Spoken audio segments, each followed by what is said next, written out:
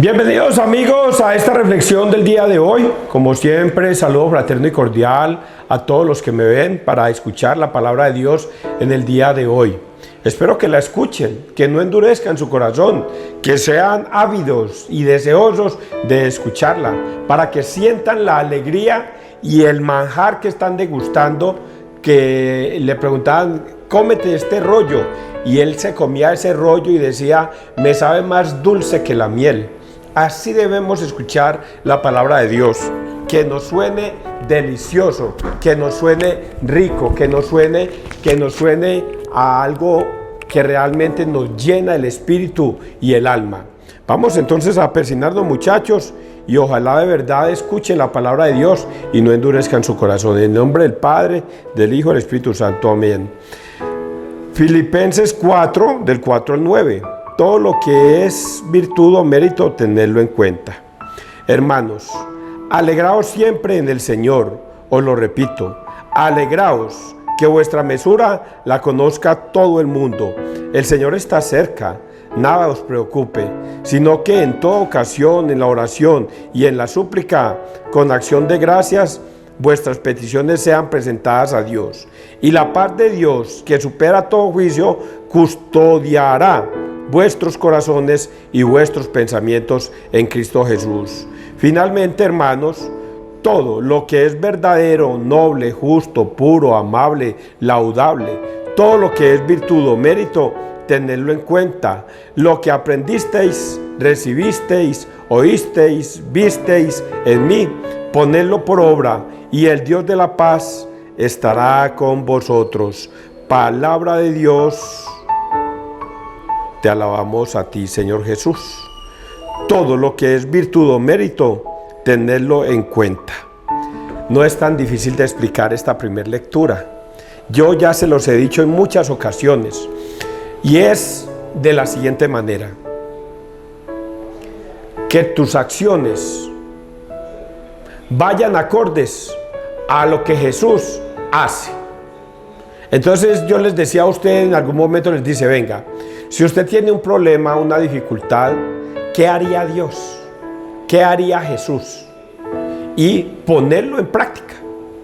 Ejemplo, recuerdo el día que me mataron a mi hijo, Oscar Andrés. Qué tristeza, qué amargura. Por cierto, me uno a todas las voces de pesar y condolencia por el sensible fallecimiento de Turrita, Edward Ramírez. Al papá Turrita también ofrecerle mis condolencias por ese sensible fallecimiento. Hoy le dije a él que yo le comprendía el dolor que él sentía, porque a mí también me habían matado a mi hijo, y le comprendía perfectamente lo que él estaba sintiendo, y le daba un consejo. Le decía, mi hijo, ante esta situación lo único que nos queda a nosotros como padres es orar, rezar, mandarle a celebrar misas una y otra vez y otra vez y otra vez, todo el tiempo que podamos, para que Dios tenga misericordia del alma de nuestro hijo y nos lo lleve a descansar al cielo.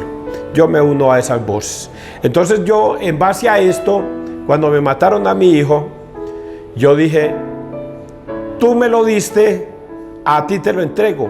Así dijo Job, el santo Job. Tú me los diste, a ti te los entrego, Señor. Pues bien, nosotros cuando tengamos una dificultad, y esa era una dificultad para mi vida, pues debía sentir odio, rabia, deseos de venganza contra los malhechores que mataron a mi hijo. Pero yo se lo puse en manos a Dios. Señor, ¿tú qué harías? ¿Tú qué harías en este caso? E inmediatamente viene a mí la respuesta, y es el Señor crucificado. Y el Señor crucificado dice, perdónalos porque no saben lo que hacen. Vengan a mí todos los que estáis cansados y agobiados, y yo los haré descansar. La venganza es mía y no es vuestra. Ustedes deben perdonar a los que los ofenden. Inmediatamente todas estas frases se me unieron, y con eso pude encontrar el descanso para mi hijo y para mí, desde el primer día que me mataron a mi hijo, y sumándole el de María, el de la Santísima Virgen María. Cómo María sufrió viendo cómo castigaban a su hijo.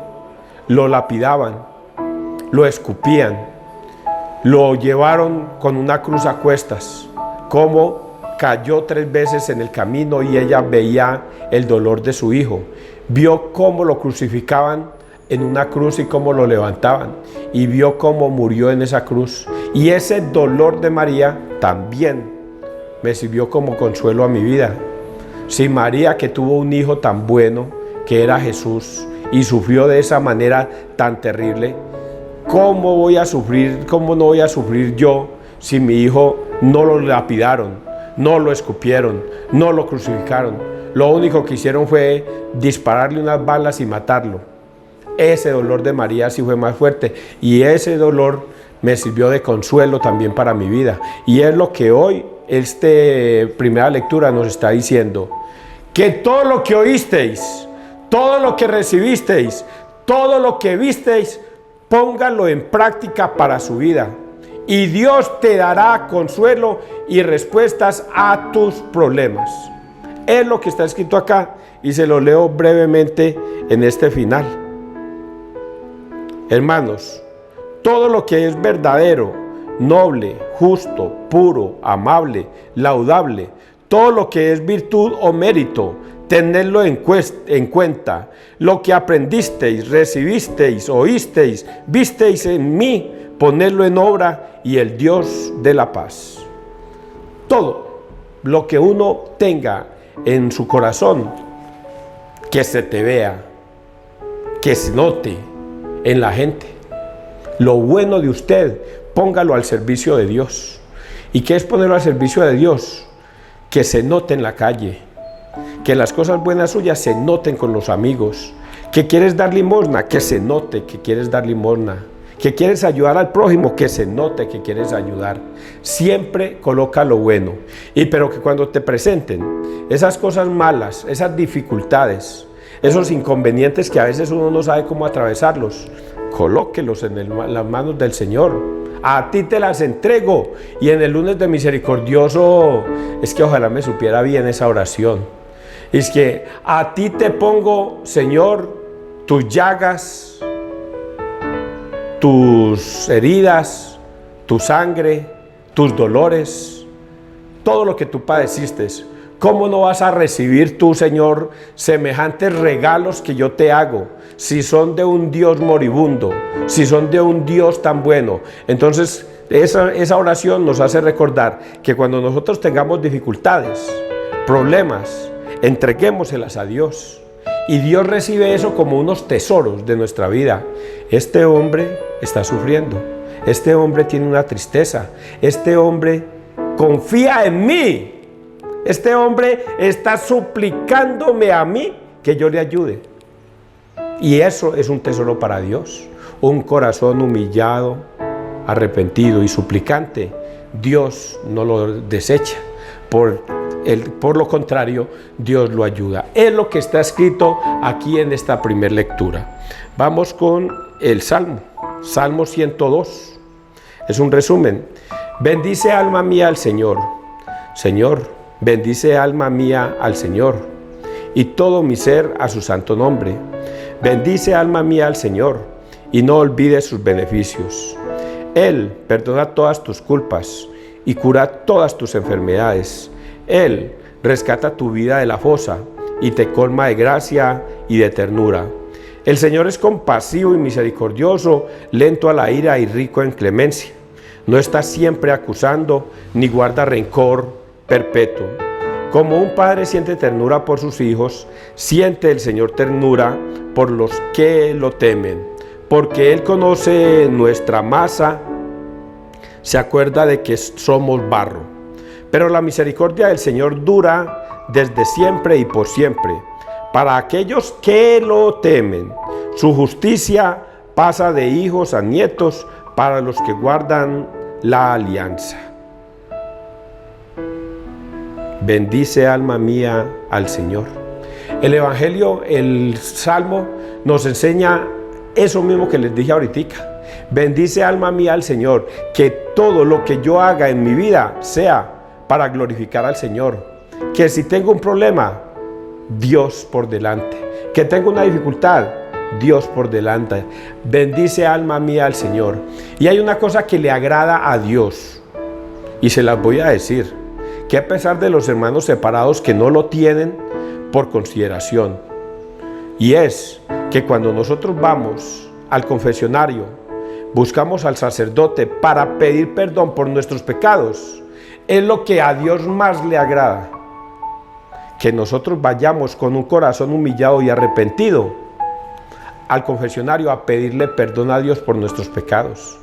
Esto no lo tienen por consideración los hermanos separados, que dicen torpemente, arrogantemente: yo que voy a ir donde un sacerdote que es un hombre igual que yo y quizás peor, un pecador, y voy a ir a contarle mis pecados. Eso jamás. Aquí en la tierra no hay autoridad para perdonar pecados. La autoridad la tiene Dios en los cielos, y por eso yo me confieso con mi Padre que está en los cielos. Y resulta que eso es arrogancia y es torpeza, porque Dios en Juan 20, 21, 23 les da el Espíritu Santo a los apóstoles y les da una orden: vayan. A quienes les perdonaren los pecados les quedan perdonados, y a quienes se los retengáis les quedan retenidos. Les dio una orden, les dio una autoridad para que el hombre fuera a perdonar a otros hombres, y ellos van como ministros representando a Dios en la tierra. Quienes los reciba a ustedes, me recibe a mí. ¿Quiénes son esos sacerdotes? Embajadores de Dios aquí en la tierra para perdonar pecados. Y esos embajadores, que son los sacerdotes, cuando dicen estás arrepentido, entonces ellos rezan una oración toda linda: y yo en el nombre del Padre, del Hijo y del Espíritu Santo te absuelvo de todos tus pecados. Y eso le agrada a Dios. Un corazón humillado y arrepentido, Dios no lo desecha. Pero un hombre arrogante que dice: yo que voy a ir a confesarme con un hombre que es un pecador, quizás o igual o peor que yo, un pedófilo, y yo voy a ir a contarle mis pecados, eso jamás. Arrogancia. Y Dios dice aquí en este salmo, dice Dios en este salmo: Él perdona todas tus culpas y cura todas tus enfermedades. Él rescata tu vida de la fosa y te colma de gracia y de ternura. El Señor es compasivo y misericordioso, lento a la ira y rico en clemencia. No está siempre acusando ni guarda rencor perpetuo. Ese es Dios, siempre misericordioso. Ahora vamos a escuchar un evangelio que nos va a dar una gran lección. Lección para ustedes y para mí. Santo Evangelio, Mateo 18, del 1 al 5. Si no os hacéis como niños, no entraréis en el reino de los cielos. En aquel momento se acercaron los discípulos a Jesús y le preguntaron: ¿quién es el mayor en el reino de los cielos? Él llamó a un niño, lo puso en medio y dijo: en verdad os digo que si no os convertís y os hacéis como niños, no entraréis en el reino de los cielos. Por tanto, el que se haga pequeño como este niño, ese es el más grande en el reino de los cielos. El que acoge a un niño como este en mi nombre, me acoge a mí. Palabra del Señor, gloria a ti, Señor Jesús. Esta es una gran lección. Es una lección muy grande para todos nosotros, porque nosotros perdemos una cosa que yo perdí como a los 30 años. Qué pesar, no mi virginidad, sino mi inocencia. Como a los 30 años. Yo fui niño como hasta los 30 años. A mí me gustaba jugar carritos. A mí me gustaba comportarme como fui toda la vida, niño feliz.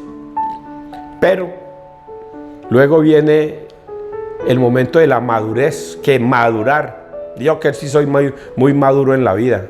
Y resulta que ese despertar de la niñez a la madurez es algo trágico para el hombre. Porque nosotros dejamos de ser inocentes a pasar a ser perversos. Y entonces ya nos gusta el sexo, ya nos gusta maquinar cosas, ya no somos obedientes, ya queremos hacer lo que nos da la gana.